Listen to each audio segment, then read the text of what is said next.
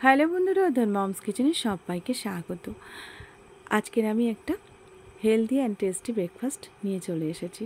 হাতে যদি একদম কম সময় থাকে তাহলে এই রকম চটপট একটা সকালের খাবার বানিয়ে নিতে পারেন। চলুন আজকে দেখিয়ে দিই কী বানাচ্ছি।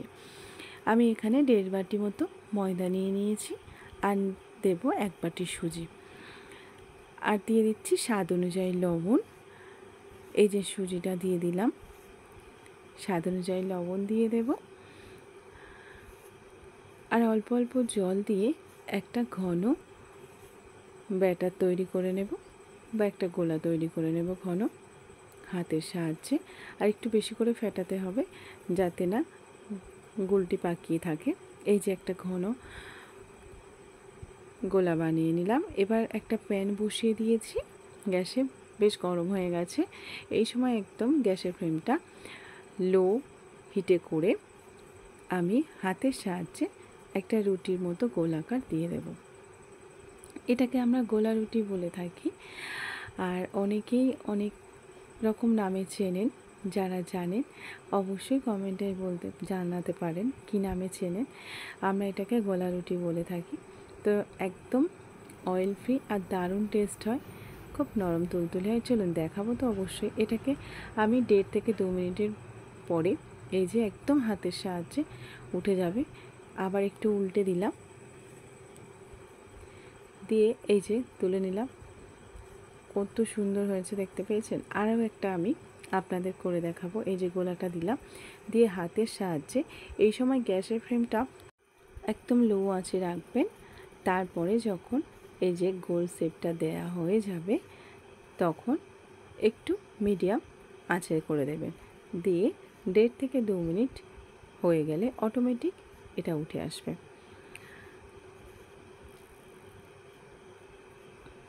হয়ে গেছে।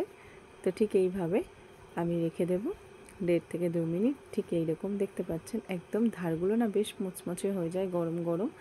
আমি আর একটু উল্টে দিলাম, দিয়ে এই যে একদম রেডি হয়ে গেছে। আর কয়েকটা করে নিই, তারপরে আমি দেখাচ্ছি। এই যে আমি এখানে কুকারে করে আলু সিদ্ধ করেছিলাম 2টো, সেটা একটু ছোট ছোট করে পিস করে কেটে নিচ্ছি ছুরি দিয়ে।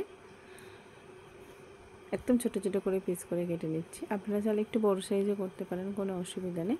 কিন্তু আজকের আমি একটু হাতের সাহায্যে চটকা আলুর তরকারি করব, শুকনো শুকনো। চলুন, এই যে ওই প্যানে আমি তেল দিয়ে দিলাম, দিয়ে কয়েকটা কুচি পেঁয়াজ, আমি পেঁয়াজ ছোটো ছোটো করে সরু করে কুচিয়ে নিয়েছিলাম, সেটা দিয়ে দিলাম।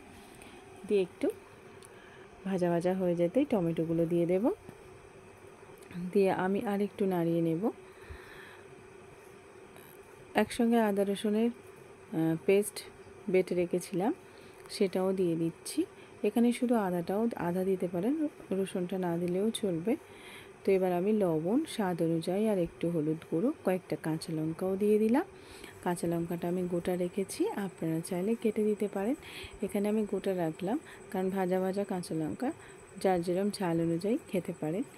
তো এইভাবে আমি গোটাটা রেখেছি। এবার আমি একটু কালো জিরে দিয়ে দেব, দিয়ে আমি এবার আলুগুলো দিয়ে দেব। আলুগুলো না একটু হাতের সাহায্যে হালকা চেপে দেব, দিয়ে একটু নেড়ে চেড়ে নেব। আর ওপর থেকে আর একটু লবণ দেব, কারণ সিদ্ধের সময় আমি লবণ দিইনি, আলুটা সিদ্ধ করার সময় তাই একটু লবণ দিয়ে দেব। আর অল্প একটু করে জল দিয়ে আমি আলুটা কষিয়ে নেব, যাতে আলুর মধ্যে মশলাটা ঢুকে যায়। সেই জন্য অল্প জল দিয়ে আমি একটু কষিয়ে নেব। আর বন্ধুরা, ভিডিওটা ভালো লাগলে অবশ্যই একটা লাইক আর চ্যানেলটা সাবস্ক্রাইব করতে ভুলবেন না। পাশে থাকা বেল আইকনটি অবশ্যই ক্লিক করে রাখবেন, কারণ নতুন কোনো ভিডিও আপলোড দিলে সবার আগে আপনার কাছে নোটিফিকেশান যাবে। আর বন্ধুরা, আপনাদের সহযোগিতা আর এইভাবে আমার পাশে থাকুন, আপনাদের আশীর্বাদ আমার একান্ত কাম্য। তো এই রকম সকালের খাবারটা যদি হেলদি অ্যান্ড টেস্টি হয় তাহলে সারা দিনটা কিন্তু খুব ভালো যাবে আর খুব ঝটপট হয়ে যায়। আমার রেডি হয়ে গেছে। এই যে আমরা এটাকে বলি চটকা আলুর তরকারি।